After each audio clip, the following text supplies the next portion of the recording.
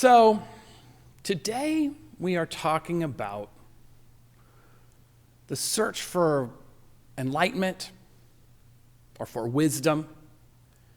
Today mostly I'll actually be probably using the term wisdom in a time of chaos. I mean, we've had a busy week. I think most of you have probably had a busy week. And even if you haven't done anything, your brain has been working pretty hard. I know mine has. It was election week, not the most relaxing experience. And one of the things that made this so not relaxing is that we are doing it in the midst of so much else. I don't need to tell you all the things, of course, but you know we're having a period of social unrest. We have a pandemic. We have an economic depression. There's a lot going on. And when these sorts of things happen, we need to find a way to stay grounded and to connect to each other and to the divine, to the transcendent, to that which is greater than ourselves, whatever that may mean for you. And that's what we're going to kind of try to address today. So let's start now with a moment of silence to be together in this congregation of hope, faith, and love.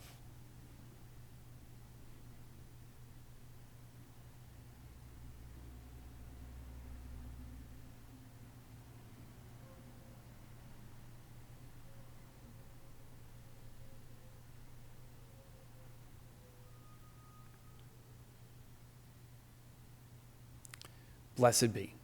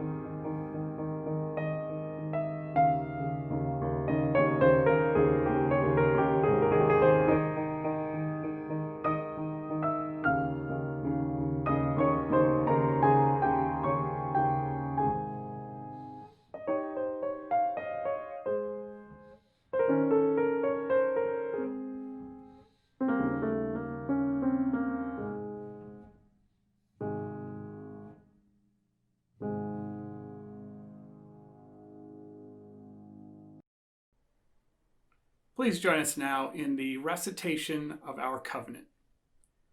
In the love of truth and in the spirit of Jesus, we unite for the worship of God and the service of all. Now let us sing our song of exaltation.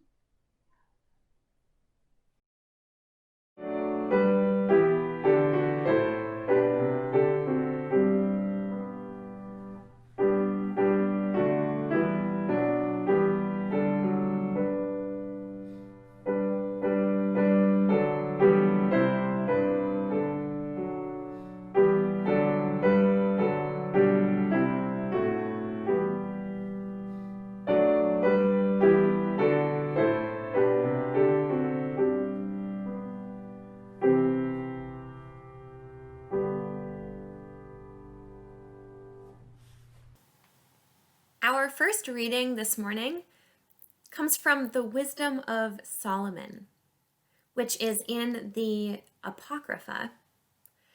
We will read chapter 6, verses 12 through 21, a description of wisdom. Wisdom is radiant and unfading, and she is easily discerned by those who love her, and is found by those who seek her. She hastens to make herself known to those who desire her. One who rises early to seek her will have no difficulty, for she will be found sitting at the gate. To fix one's thought on her is perfect understanding, and one who is vigilant on her account will soon be free from care, because she goes about seeking those worthy of her, and she graciously appears to them in their paths and meets them in every thought.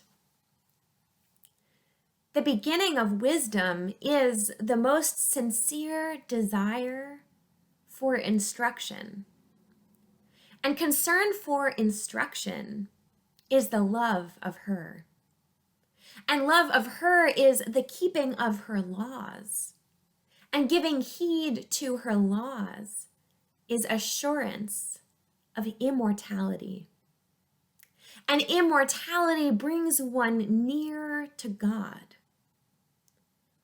So the desire for wisdom leads to a kingdom. Therefore, if you delight in thrones and scepters, O monarchs over the peoples, honor wisdom, so that you might reign forever. Therein ends the reading. And our second reading this morning is the lyrics to the song that most of you will know, probably all of you, "This Land is Your Land." This land is your land. This land is my land. From California to the New York Island, from the redwood forest to the Gulf Stream waters, this land was made for you and me. As I was walking that ribbon highway, I saw above me that endless skyway. I saw below me that golden valley. This land was made for you and me. I've roamed and rambled, and I followed my footsteps to the sparkling sands of her diamond deserts. And all around me a voice was sounding. This land was made for you and me. When the sun came shining and I was strolling, and the wheat fields waving and the dust clouds rolling, as the fog was lifting, a voice was chanting, "This land was made for you and me." As I went walking, I saw a sign there. And on the sign, it said, "No trespassing." But on the other side, it didn't say nothing. That side was made for you and me. In the shadow of the steeple, I saw my people. By the relief office, I seen my people. As they stood there hungry, I stood there asking, is this land made for you and me? Therein ends our second reading. Would you please join me in spoken and silent prayer?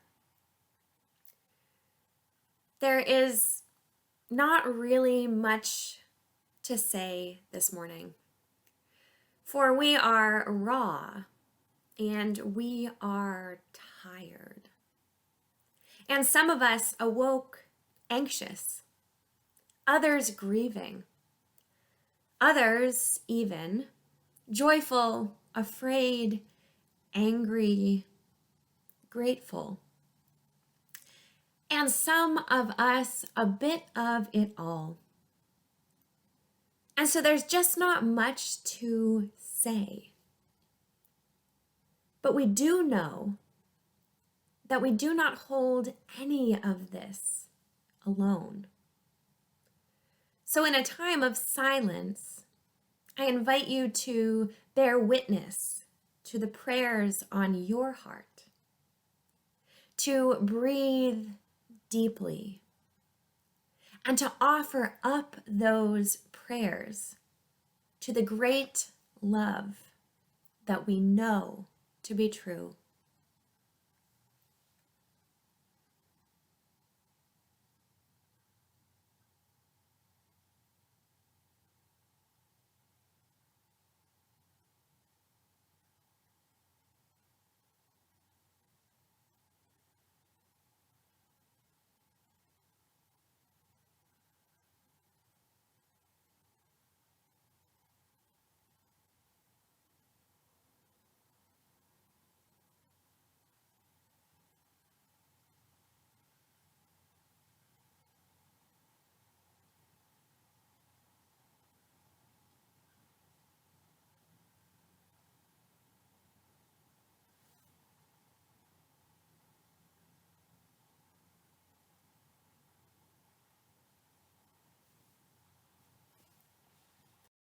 God of our understanding, you who live not in the sanctuary, but in each and every one of our hearts, and in the connections between us. Help us to be open to your presence in this place and in this time, and always. God, we don't have a lot of words right now because we're a bit frazzled and exhausted and distracted.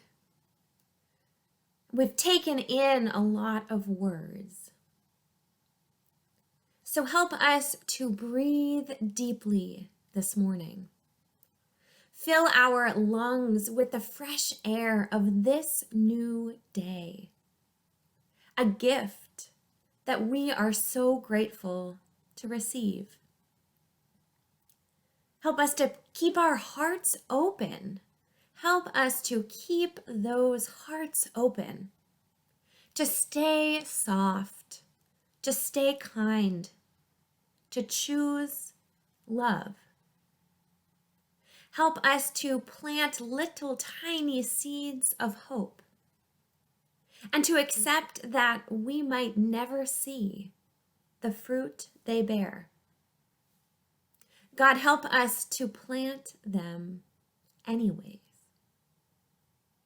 Help us to have faith and to choose life in spite of life itself.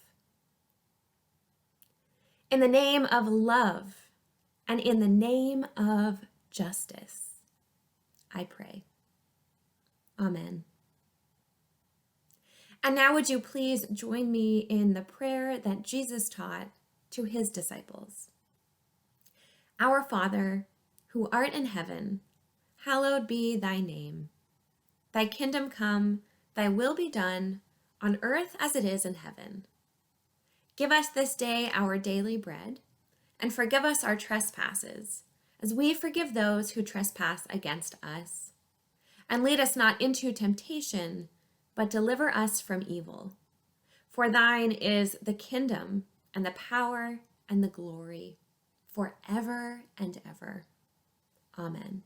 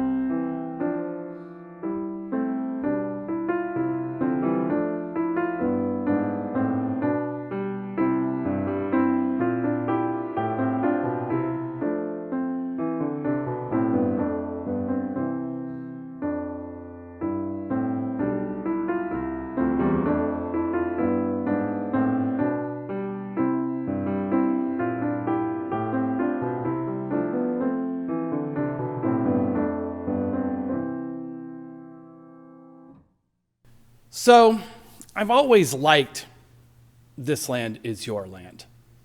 It's a good song. And there are many people who don't like it because they find it to be a bit corny. And they know that it's made for children, or at least they think it's made for children, which for some folks places it beneath them or beneath any rational adult to take seriously. But I do like it. I like any song that tries to put forward a vision that is greater and more optimistic and more just than the world and vision we are saddled with most of the time. Also, as we have talked about before in this church, this song was considered quite subversive for its time. It wasn't just for kids. It was meant by Woody Guthrie to serve as an antidote to the patriotic fluff he saw in popular music. Yes, it posits a positive vision for the nation that sounds fairly patriotic in that first verse.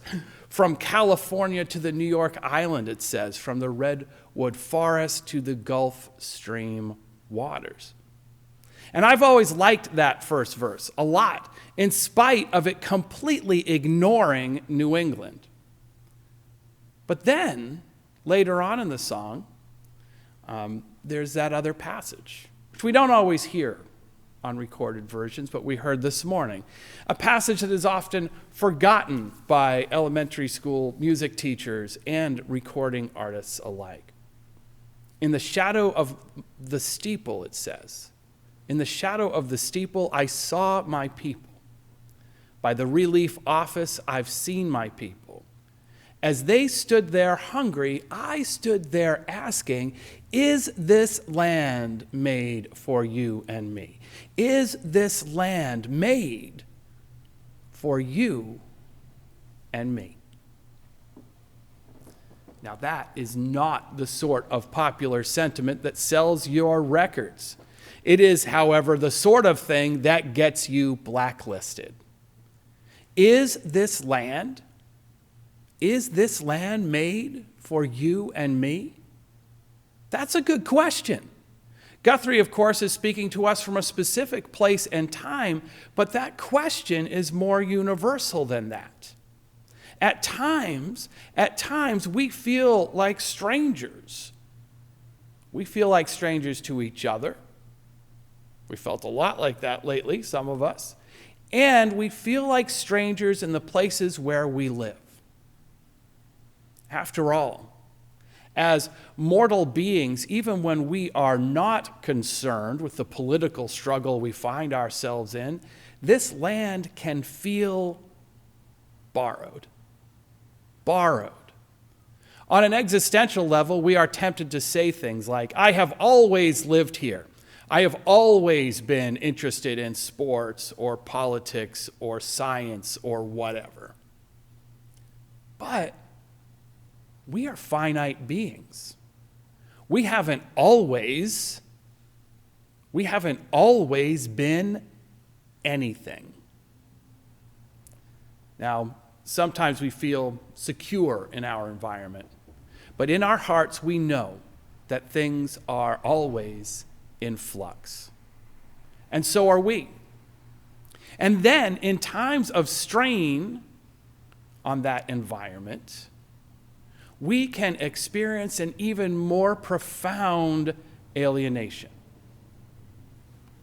The trick, of course, is to place our identity in something else, something that changes but is also in another way unchanging. The trick is not to ground ourselves in our daily tasks, but to lift up our eyes towards something greater. In the Wisdom of Solomon, we read, the love of wisdom means keeping her laws at all times. Keeping her standards assures you of immortality. Now, that immortality may be a metaphysical one, but it could also just mean that we live on by being a part of this creation and being part of the act of creation. Being part of the act of creation. An act that continues in and around us, beyond and before us. Now, there is something else that is worth remembering about this song, about this land is your land. And it's something that Guthrie's original audience would have known, but that has become obscured for many of us. The fact is, Woody Guthrie didn't write a lot of tunes. He wrote words and then applied them to popular songs. And This Land Is Your Land is no different. In this case, he borrowed a tune from the popular Carter family song called When the World Is on Fire. It's one of the great titles of all time. When the World Is on Fire. Now, this older song wasn't political, but it was about finding refuge in the divine during difficult times. Don't you want to go to heaven when the world is on fire, it asks. Don't you want God's bosom to be your pillow? That's a fairly evocative line, isn't it? But the fact is, the world was on fire back then. And that association is important to remember. These are both Depression songs, and it was 1940, on the brink of war, when Guthrie wrote his words, adding his vision and call for a just society to this slightly older call to escape into the arms of God. When the world is on fire, when we are asking ourselves, is this land for you and me? It is hard. It is hard to focus on the greater vision. It is hard to get out of our own heads. Our minds are troubled, just as they are in times of personal crisis. And in both cases, our dream for the world seems so far away, and we find ourselves traveling through a place and time we aren't sure is as familiar as we thought. But travel is what we do. And it is what we need to do. Wisdom shines brightly and never fades. She is seen by those who love her and is found by those who seek her. I'll say that again. She is seen by those who love her and found by those who seek her. Wisdom is there, we are told, and all we need to do is act out of love. But that is not where our instincts lie in times like this. That is not where we first go to in our minds and our hearts when the world is on fire. Instead, we focus on the chaos before us because how can we not? It took a while for this service to come together, for example. In a perfect world, as many of you know, we record our material on Wednesday morning. But that wasn't really a possibility this week, was it? Because there was too much going on in the world, too much unknown. And we knew that if we recorded at the regular time, we might miss something important. And we were all wrapped up with the country and where it's going, along with our own fears, right? Our own fears, our own worries. And worship, even when we are focused on issues of justice, as we have been lately, on current events, worship is a big picture act, a big picture act.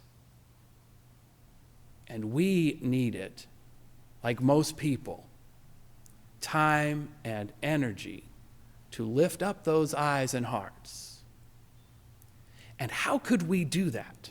How could we do that when the country is in turmoil? How can we do that when we are focused on mail-in votes and Senate races, accusations of fraud, lawsuits, both real and imagined, combined with the now usual stuff, like the new social distancing rules and an economic depression? Now, fortunately, we have our walk of faith to pull us back. We have our ability to travel.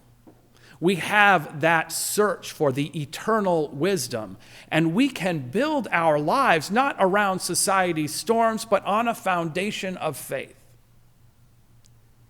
So rational thought and focus might be hard to come by right now. And that's okay. That's okay as long as we try to get our heads together and remember that our souls and our spirits not only demand our attention, but must, in times such as this, lead the way. Because as a society, we do well when we follow the wisdom of our hearts. When we see each other, when we see the humanity in each other. And as individuals, we do well when we connect to that wisdom and through it see our own spirits and our own humanity. So, maybe you are tired of the current events getting in the way of life. Maybe the results of this election season are unsatisfying. Maybe you are wondering if this land is made for you and me. But now that the election at least is over, we can get back to finding ways to love each other, finding ways to get past our differences enough to seek out a new path, one less attached perhaps to the minutia of the moment, and connected instead to that greater vision, a vision of a community built on love and justice.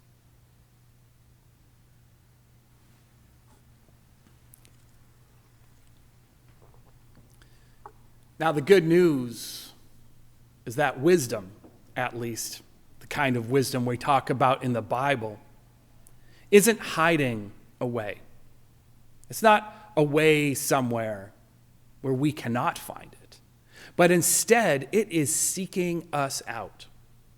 She searches the far ends of the earth for those who are worthy of her, and she appears to them on their daily path with kindness, meeting them halfway on their journeys. That's what our reading said, that we are both seeking and being sought. All we have to do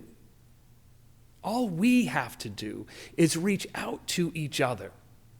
All we have to do is reach out to the divine. And we do this. We do this all the time. We do it when we gather in church, in spirit or in person, or in any place where our minds are called to that higher plane. In nature, maybe, for many of us, or at the dinner table, or in a meeting even, or in moments of solitude. We do this when we find our ways to serve communities as well. Maybe official ways to serve in community, like elected office, or serving on a committee with specific tasks. And also, we find our way when we are serving in unofficial ways that are no less important. Through a text or a phone call to a friend, or a momentary act of gentleness to a stranger. The world is on fire. And in a way, it always is. What keeps us from being consumed is the power of relationship, outside of any official rules and doctrines. And lately, we have been working our way in this society and in our own personal lives through a very tight place. Many of us feel constricted in our journey. And when we are stuck in a place like this, we often will fall back. We fall back on our tribes and our factions. We make our world much, much tighter than it needs to be. So let us once again try to reach out with our minds and our hearts to encompass something larger than ourselves, and to tap into the eternal wisdom, something that forever grows outward until it encompasses all of creation. And maybe then, we will know that we belong. Amen.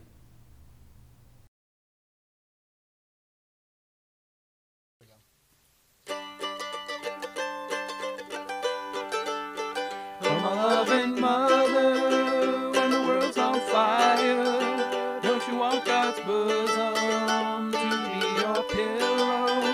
Oh, tide me over in the rock of ages, cleft for me. I'm going to heaven when the world's on fire, and I want God's bosom to be my pillow. Oh, tide me over in the rock of ages. Rock of ages, cleft for me. Oh, my loving brother, when the world's on fire, don't you want God's bosom to be your pillow? Oh, tie me over in the rock of ages. Rock of ages, cleft for me. Oh, my loving sinner, when the world's on fire, don't you want God's bosom to be your pillow? Oh, tie me over in the rock of ages. Rock of ages, cleft for me. Don't you want to go to heaven when the world's on fire? Don't you want God's bosom to be your pillow? Oh, tide me over in the rock of ages. Rock of ages, cleft for me. Don't you want to go to heaven when the world's on fire? Don't you want God's bosom to be your pillow? Oh, tie me over in the rock of ages. Rock of ages, cleft for me. Rock of ages, cleft for me. Our benediction today is by Ralph Helverson. It's a little bit longer than usual, but I think you'll like it. Deep in ourselves resides the religious impulse. Out of the passions of our clay it rises. We have religion when we stop deluding ourselves that we are self-sufficient, self-sustaining, or self-derived. We have religion when we hold some hope beyond the present, some self-respect beyond our failures. We have religion when our hearts are capable of leaping up at beauty, when our nerves are edged by some dream in the heart. We have religion when we have an abiding gratitude for all that we have received. We have religion when we look upon people with all their failings and still find in them good. When we look beyond people to the grandeur in nature and the purpose in our own heart. We have religion when we have done all that we can and then in confidence entrust ourselves to the life that is larger than ourselves. Amen, and blessed be. This concludes our service today. I hope to see some of you in coffee hour, and for the rest of you, I hope you have a great Sabbath day.